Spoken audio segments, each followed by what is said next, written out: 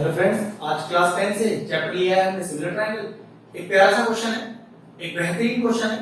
आपको ये एग्जाम में 3 मार्क्स में दिखेगा। क्वेश्चन दिखने में तो बड़ा अजीब सा है, लेकिन सच बताऊं कुछ करना ही नहीं है, क्वेश्चन एकदम आसान है। चलिए पहले क्वेश्चन पढ़ते हैं। क्वेश्चन आपकी स्क्रीन पे आ रहा होगा, मैं अपनी बुक से पढ़ता हूं। D is a point on the side BC of triangle ABC। Okay, तो जैसे जैसे क्वेश्चन कह रहा है वैसे फिगर बनाते हैं। कह रहा है कि एक ट्रायंगल ABC है जिसके BC लाइन पर एक पॉइंट D है। कह रहा था कि D is any point on the line BC of triangle ABC। तो ABC पर BC लाइन पर मैंने एक पॉइंट D दे दिया। such that angle ADC। Okay, तो इसके लिए मुझे AD को पहले ज्वाइन करना पड़ेगा और मैं डाल देता हूं इसको एंगल 1 ADC। तो मैं गिवन भी लिख दूं हैंड टू हैंड ही, तो लिख सकते हैं कि इन ट्रायंगल ABC क्वेश्चन कह रहा है angle ADC is equal to angle BAC। Angle ADC मतलब angle 1 is equal to angle BAC। Okay, बड़े ट्रायंगल में एंगल 2। ये हमें क्वेश्चन में गिवन है कि एंगल 1 एंगल 2 के बराबर है। और फिर कह रहा है कि शो दैट। ओके, कुछ शो करके दिखाना है। शो क्या करना है? CA का square is equal to CB into CD। Proof करेंगे सीधा।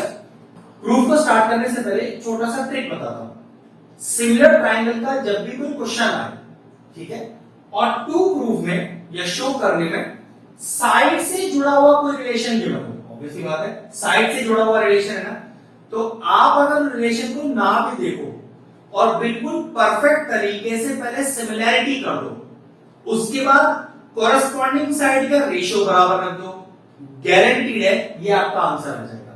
अपने आप बिना रिजल्ट भी मत देखना, तब भी आपका आंसर आ जाएगा।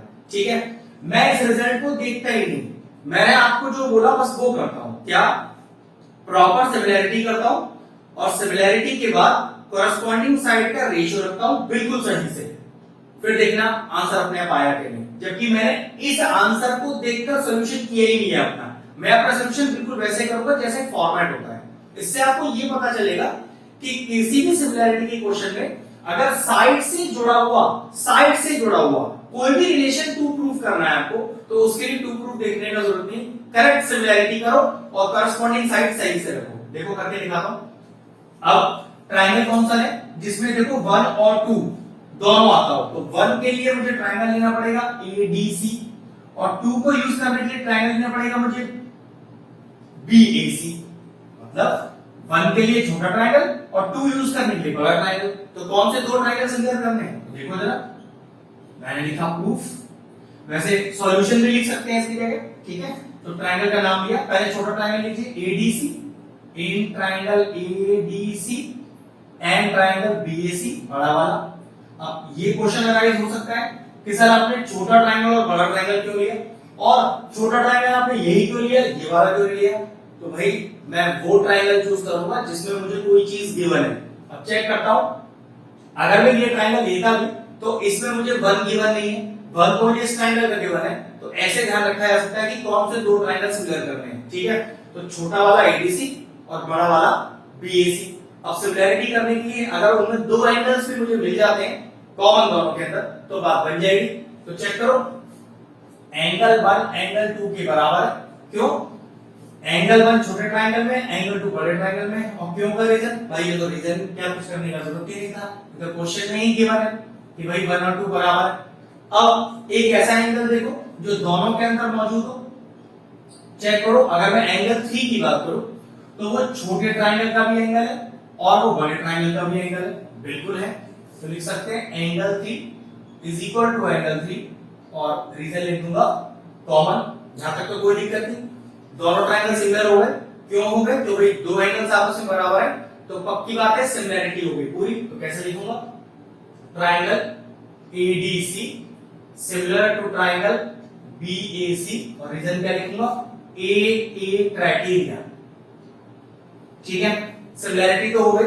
अब मैं अपनी कॉरेस्पॉन्डिंग साइड का रेशियो रखूंगा। अब कॉरेस्पॉन्डिंग साइड का रेशियो रखने का तरीका देखो, छोटे ट्रायंगल में एंगल 1 के अपोजिट साइड, तो बड़े ट्रायंगल में एंगल 2 के अपोजिट साइड।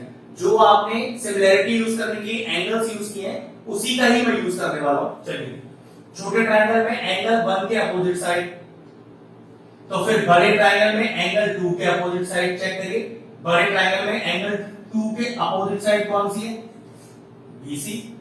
अब दोनों ही ट्रायंगल में आपने एंगल 3 लिया है, तो छोटे ट्रायंगल में एंगल 3 के अपोजिट साइड, छोटे ट्रायंगल में एंगल 3 के अपोजिट साइड AD। बड़े ट्रायंगल में एंगल 3 के अपोजिट साइड, क्योंकि बड़े ट्रायंगल के लिए आपने एंगल 3 यूज किया है, तो बड़े ट्रायंगल में एंगल 3 के अपोजिट साइड AB।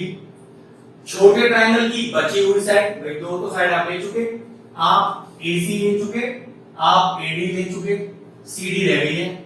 तो इसी तरह से बड़े ट्रायंगल की भी बची हुई साइड कौन सी रह गई? तो देखो, आप BC ले चुके, आप AB ले चुके, AC रह गई है।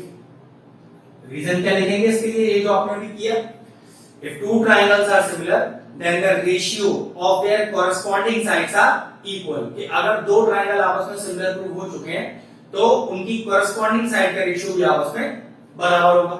अब जरा इन दोनों को चेक करना ध्यान से, इसको एलिमिनेट कर सकते हो, जरूरत नहीं है।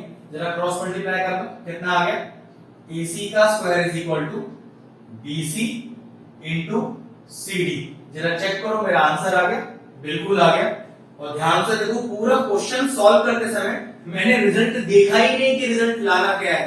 रिजल्ट आएगा ही वही जो पूछा गया है। बस ध्यान किस चीज पर रखना है?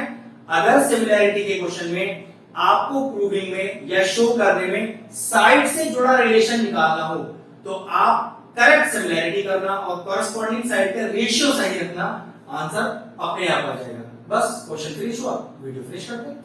अगर आपको हमारे वीडियोस पसंद आ रहे हैं और इन्फॉर्मेटिव लग रहे हैं तो आप हमारे चैनल की प्लेलिस्ट में जाकर आपको किसी भी चैप्टर में किसी भी क्वेश्चन का डाउट है उसका डेडिकेटेड वीडियो आपको मिल जाएगा। तकरीबन सारे इंपॉर्टेंट क्वेश्चंस के वीडियोस आपको हमारे चैनल पे मिल जाएंगे, आप जाके उन्हें चेक कर सकते हैं।